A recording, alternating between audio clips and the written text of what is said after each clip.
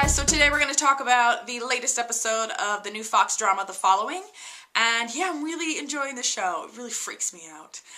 So let's talk about it. Last week, obviously the very last thing we saw was Rick. Rick is one of the cult members. We haven't actually seen his face yet because he's wearing this Edgar Allan Poe mask. But we saw him like set this guy on fire. And it looked like it was just some kind of random guy on the street. But what we found out this week is that there's nothing random behind what the cult does. And I think that's something that I just need to keep in mind from now on. When it seems random, it's probably not. So it turns out that this guy that Rick set on fire is a book critic who gave like horrible reviews to Joe Carroll's book. So it's kind of like a revenge plot to some degree. So then Rick also gets the chance to go and kill this professor that worked at the college that Joe worked at, and he's the professor that basically blocked Joe from getting tenure. And so we see Rick show up there and basically stab the guy and kill him. I'll admit that this week I was surprised because I really thought they were gonna keep some of the other cult members, their identities, like, secret. And I still think there's obviously some that we don't know, but they revealed 2 more this week. So we actually saw Rick's face, and then the big shocker of this episode was obviously Rick's wife, right? So when they realize that this guy's name is Rick, because he doesn't try to hide the fact, like, they find some, like,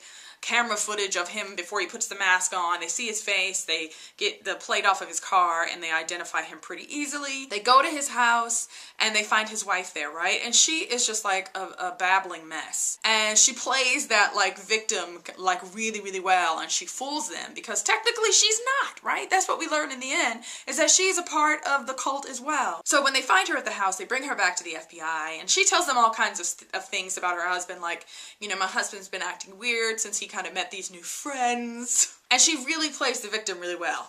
But this was kind of the point where I started to kind of like suspect her, was because they step out of the room to kind of like regather and kind of figure out how they're going to find Rick. And you see her sitting in the chair, and she kind of glances down at the computer that's in the room with her. And all I kept thinking was, they just left her in the room with this computer. Like, she could be finding all kinds of information in the FBI database, because the computer's just all open and right there. So who knows what she found out? I think we're gonna discover that later. Now, the way that we find out that Maggie is a part of the cult is because Agent Parker goes to talk to Jordy. Now, of course, they're trying to find out where Joey's at, where Joe Carroll's son is at. But Jordy says, look, I don't know that. And eventually she kind of plays him, and it's just like, look, Joe wants to see you, and I'll let you see Joe, but you've got to give me something first. And as they're talking, he's the one who kind of gives up Maggie, and he does it by accident. And he says something about, oh, I don't know anything about that part of the plan. Maggie came up with that, Rick's wife. And that's when they realize that Maggie is kind of in on everything. By this point, they've taken Maggie home, and they've sent her home with Agent Riley. Basically, Ryan is sitting outside with the other FBI agent. I can't think of his name, the younger guy who kind of looks up to him. They run in when they realize that Maggie's kind of a part of the cult, but by this time, Riley's on the floor bleeding because she stabbed him in the neck. In the end, Maggie gets away. When Rick comes back to the house to try to get her, Ryan runs into the backyard to try to stop them. He ends up shooting and killing Rick.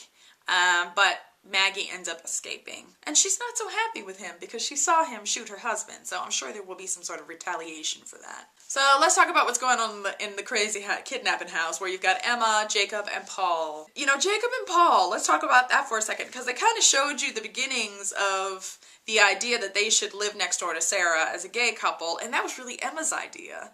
And so they kind of show you that, but then they also kind of show you some of the things that happened to the two of them while they were at the house. And basically what we get is that Paul is in love with Jacob. And I think, like, in this relationship, I don't really get Jacob fully yet. He seems like really manipulative. But I think that Paul is basically in love with him.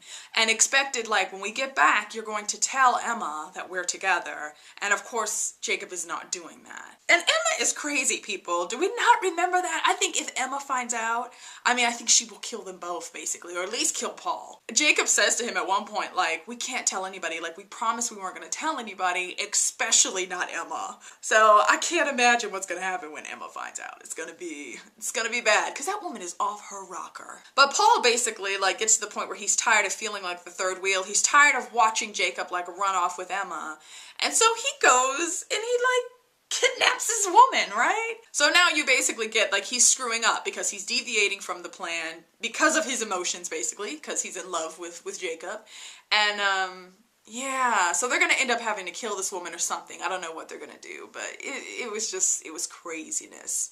The other kind of sad part is that they send Joey's mom, Claire, they send her a video of her son. And in the video, they show Joey and Jacob, and you see Jacob teaching Joey how to kill little animals, right? Like how to kill a bug, and then like they put a mouse inside of like a jar, and they have him close the top so that the mouse like suffocates. And he's of course just like, well, I don't want to hurt it. And Jacob tells him like, well, when you kill something, like you get a little piece of that life for yourself or something crazy like that, right? And it just was kind of scary because it's like they're sending her a message like, look what we're teaching your son.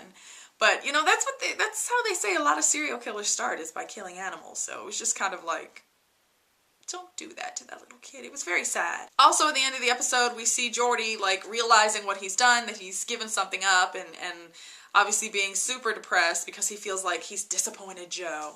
And so this man kills himself, right? But he's in the hospital bed and he's like chained down.